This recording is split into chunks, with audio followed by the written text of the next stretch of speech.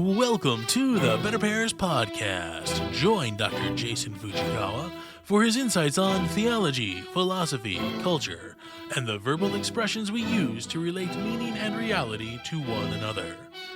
Make no mistake, this is a podcast for nerds, but particular nerds who are searching for old wisdom made ever new.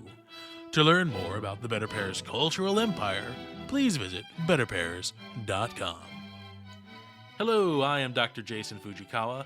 This week's episode, titled Father and Mother, pushes beyond the limits of Big Lexi and even some now conventional discussions of sexual complementarity influenced by St. John Paul II's theology of the body.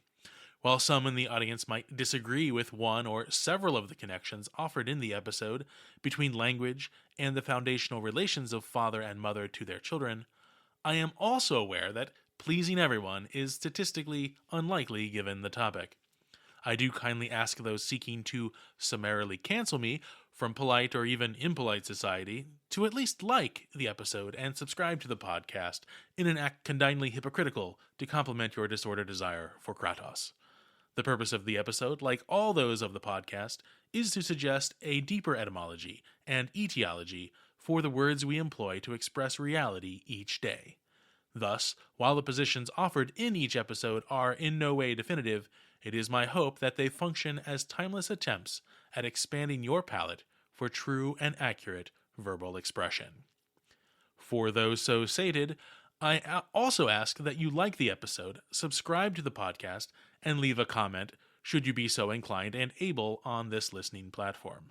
This simple task truly helps us reach a wider audience. To receive the transcript of each episode and be the first to learn of BetterPears announcements, please sign up to our newsletter at the bottom of the page at BetterPears.com. New, upcoming BetterPears Greenhouse Fellowships participatory dramatic readings of Shakespeare's greatest plays have been added to the website, including a Friday-Saturday fellowship on Romeo and Juliet for spring break. Each fellowship consists of 2 reading sessions in a domestic setting, featuring an experienced guide, delicious food, and a Shakespearean masterpiece, all for a fixed price. In addition, some of our weekend fellowships are now designated for coffee, tea, and fresh pear service in lieu of our regular refreshments at a reduced cost to fellows. This will better accommodate fellows seeking to dine for the evening, think date night, prior to the fellowship session. To learn more, watch our introductory video, and register, please visit betterpears.com/greenhouse. If you enjoy the BetterPears podcast somewhere downrange from Oklahoma City and would like to host the BetterPears Fellowship in your hometown, please let us know by leaving a comment or emailing me through the contact page of the website. Finally, the BetterPears podcast is offered free through the wonder of the internet, but made possible through the continued contributions of our listener audience. Later this week, I will be announcing a new and profitable way to support the work of BetterPears on the BetterPears website and social media platforms.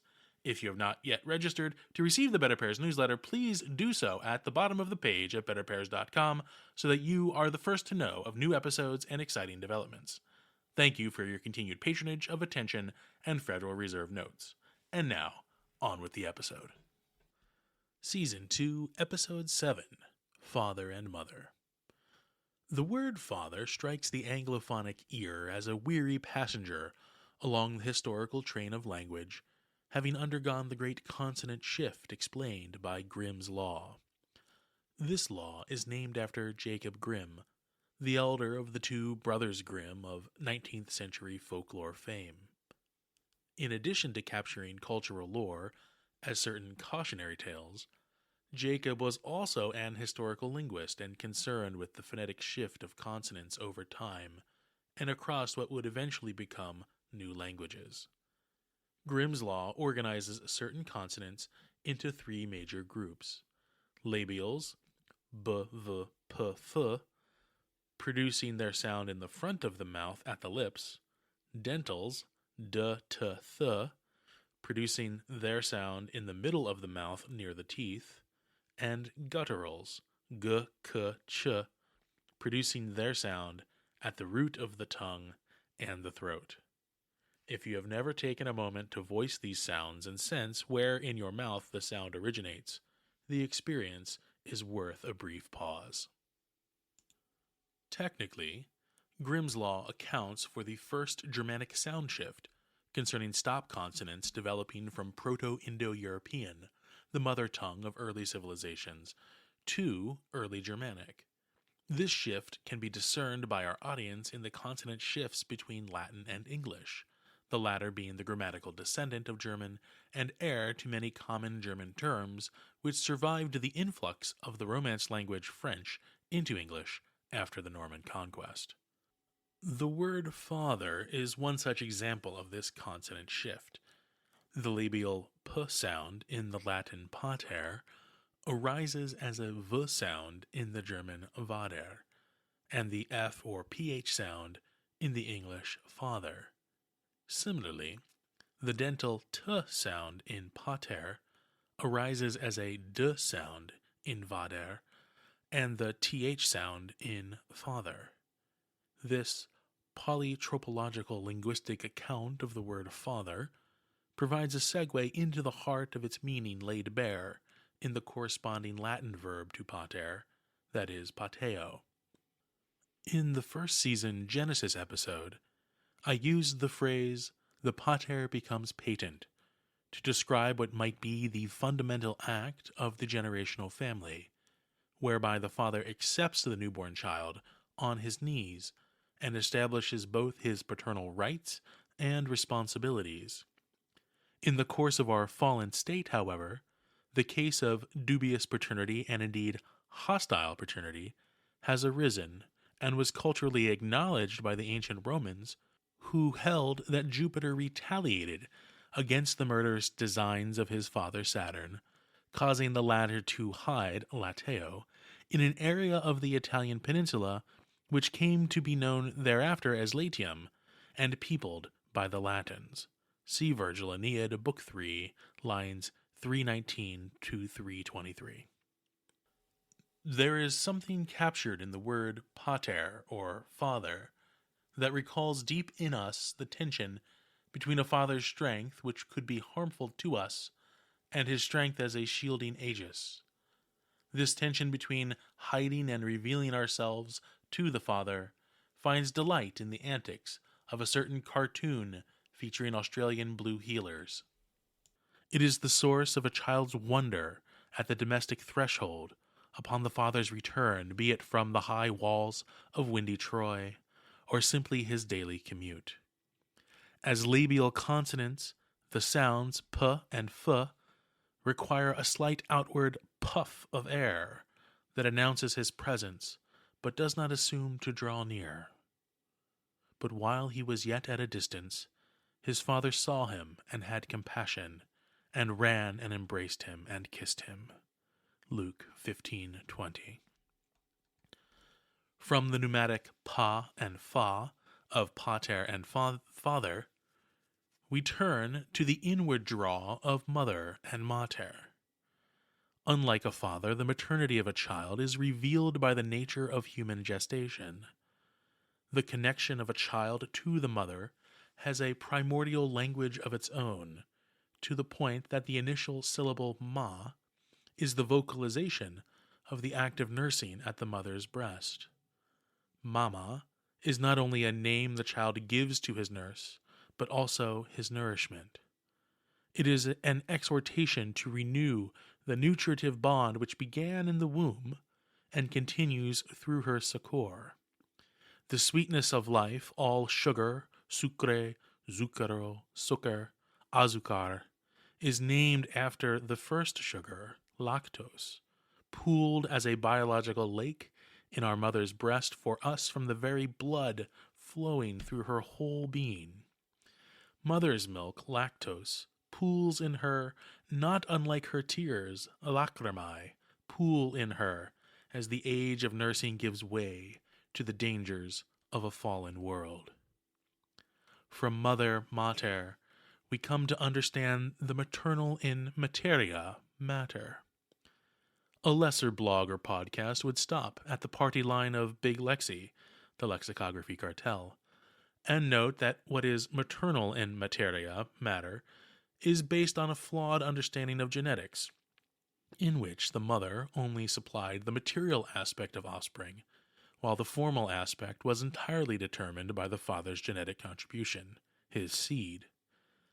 with the discovery of double helix chromosomes resulting from the mutual contributions of both parents, it is easy to understand the abandonment of the connection between matter and mothers, despite the majority of every child in the womb receiving nutrients supplied directly and exclusively by the mother.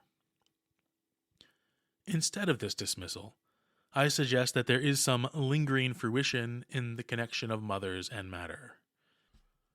Before our modern eclipse of reason, there were understood to be 4 causes of all material beings: the material, formal, efficient, and final causes. The material and formal causes are considered intrinsic causes, while efficient and final causes are extrinsic causes, although self-actualizing beings like humans can exert efficient and final causality upon themselves. The point of all this exposition on causality is that mothers by nature have an interest in the immediate state of their children. Her influence over the material and formal causality of her child begins with near totality at conception, and progresses as a diminishing influence into the child's adulthood. Mothers, in a strong sense of what is maternal, have a natural inclination to accept, heal, and nourish their children in whatever state they presently find themselves. It is unconditional in the way that matter exists, in potentiality to all forms. Such unconditional love is not the same with fathers, who begin their paternity shrouded in distance and mystery to the child in the womb, a stranger in the technical sense. For fathers who are present to their children, that presence is occupied, in the literal sense, with informing the child's matter with and to what is best in body, mind, and spirit. A father's love is conditional not because his love must be earned, but because his love seeks to build a fruitful life, the child's life, which enjoys both natural and supernatural fruition. Still, as condition, from the Latin con meaning together, and dodare meaning to give signifies, this vision of the fruitful life must be one of cooperative giving and receiving. What might begin in parental despotism cannot end with it. See episode 3, the 3 Pars. The imperative honora of the 4th commandment is tempered by the father and mother's shared onus or burden of the child's becoming, thereby becoming shouldered by that same child, well yoked, for the next generation.